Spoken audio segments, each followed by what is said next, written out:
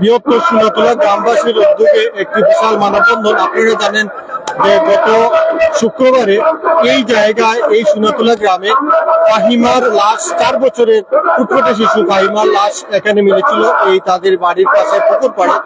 সেখানে এই সোনাতলার এই গ্রামের এই ফাহিমার একজন চাচা তাকে ধর্ষণ করে হত্যা করেছে এবং গত 4 দিন আগে তাকে পাওয়া যায় তার গাড়িতে, যে হত্যা করেছিল তার নাম জাকির। জাকিরের এই মুহূর্তে ফাঁসির দাবিতে এই মুহূর্তে সিলেটের বৃহত্তর সোনাতলা গ্রামবাসীর উদ্যোগে একটি বিশাল মানববন্ধন। আমরা তাদের কাছ থেকে জানার চেষ্টা করবো আজকে তারা কি নিয়ে আজকে মানববন্ধন করছেন এবং সর্বোচ্চ শাস্তি কি চান সে নিয়ে আজকের আমরা মানববন্ধন। যেহেতু এখান থেকে এই মুহূর্তে লাইভে সংযুক্ত হয়েছে, সবাই লাইভটি শেয়ার করে দেবেন। আমরা এই মুহূর্তে এখানে সিলেটের সোনাতলা গ্রামের এবং বৃহত্তর সোনাতলা গ্রামের উদ্যোগে এই মানববন্ধন, এখানে অনেকে উপস্থিত আছেন। আপনারা আজকে দাঁড়িয়েছেন যে ফাহিমার বিচারের দাবিতে। আসলে আপনারা কি বিচার চান? বিসমিল্লাহির রহমানির রহিম। আমার জাতি সম্পর্কে ফাহিমা যে মারা গেছে, আমি সব সময় শুনতাম সিলেটের এরিয়া থেকে বাড়া যে এইভাবে ঘটনা ঘটছে, বিভিন্ন জায়গা ঘটে, কিন্তু আমি সিলেট এরিয়া এই সমস্ত জিনিস করতে কোনোদিন দেখছি না। আমরা নিন্দা করতাম, কিন্তু অথচ আমার সোনাতলা গ্রাম যে ফাহিমারে হত্যা করছে, এমন ভাবে শারীরিক ভাবে নির্যাতন করে যেভাবে হত্যা করছে, তা মানসিক হত্যা করছে, এইটা ব্যাপারে ফাহিমার হত্যার সর্বোচ্চ বিচার চাই, সর্বোচ্চ বিচার চাই। রাইচুলক একটা আবরা হুয়া তার আমার নাতি, এগুলো একবারে বাতিজা একই সম্পর্কে, কিন্তু অতইলে পাত্রও চিনা না, তার মায়ও এখন কোন মধ্যেই সংসারটা চালায়, এবারে নিম্নস্তলের সংসারটা, যাতে তার রাইচুলকের ফুড়ির সর্বোচ্চ বিচার আমরা চাই। আমরা সদরের পক্ষ থেকে এবং সিলেট একাশনের মালিক অন্ধকার এম এ মালিক অন্ধকার মুক্তাদির কাছে সর্বোচ্চ যে এই স্বস্তির আহ্বান, উদাত্ত আহ্বান জানাচ্ছি। আমরা দেশের প্রধানমন্ত্রী জনাব তারেক রহমান যেহেতু প্রতিশ্রুতি দিচ্ছেন যাতে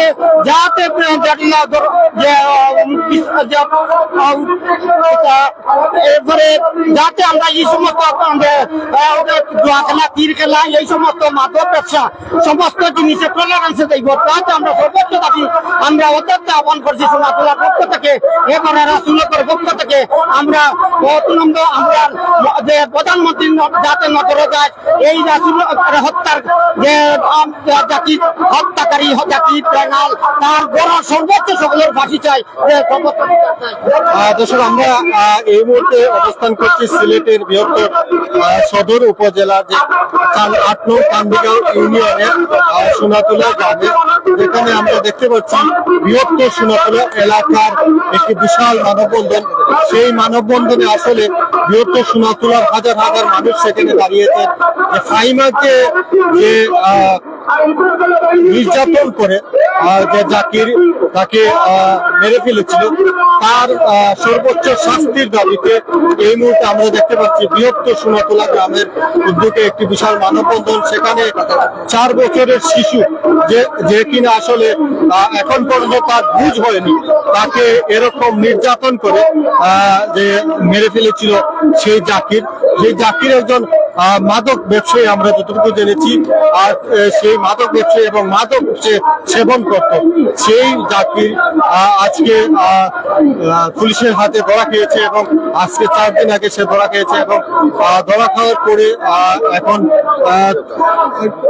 জেলে আছে। তার সর্বোচ্চ শাস্তির দাবিতে এই মুহূর্তে সিলেটের সদর উপজেলার 8 নং কান্দিগড় সোনাতলা বৃহত্তর সোনাতলা এলাকার উদ্যোগে একটি বিশাল মানববন্ধন। তারা জাকিরের সর্বোচ্চ শাস্তি আশা করছেন। আপনারা আসলে কি আজকে দাবি নিয়ে আজকে এখানে উপস্থিত? আজকে আমরা এক দাবি যে এই কুলাঙ্গারের সর্বোচ্চ শাস্তি হয়, শুধু সে না তার ফ্যামিলিও শাস্তি, তো তার এটা তো একলা ঘটাইছে না, তার ফ্যামিলিও জড়িত। যেহেতু এ বক্তব্য স্বীকারোক্তি করছে, একলা করছে, কিন্তু একলা করিয়া ওরা হচ্ছে ঠিক, কিন্তু তার ফ্যামিলি জড়িত হয়েছে। মাত্র 3 দিন একলা রাখতে পারলাম আমি, তার ফ্যামিলি সহ সারা সহ পরিবার সবার আমরা সর্বোচ্চ শাস্তি, তার শাস্তি হয়। আমরা জানি যে সে একজন মাদক ব্যবসায়ী, সেই হিসাবে সে একজন মাদক ব্যবসায়ী।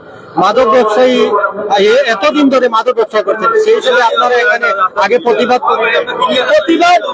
প্রতিবাদ অনেক সময় করা হয়েছে, এমনকি তার বিরুদ্ধে অনেক কঠোর আইন প্রণয়ন করা হয়েছে, তারপরে করা হয়েছে, একবারই করা হয়েছে, তারপরেও সে নির্ভর করতে পারছে না অনেকে, তাতে সে মাদক ব্যবসা চালাইও গেছে, মাদক সেবীও হয়।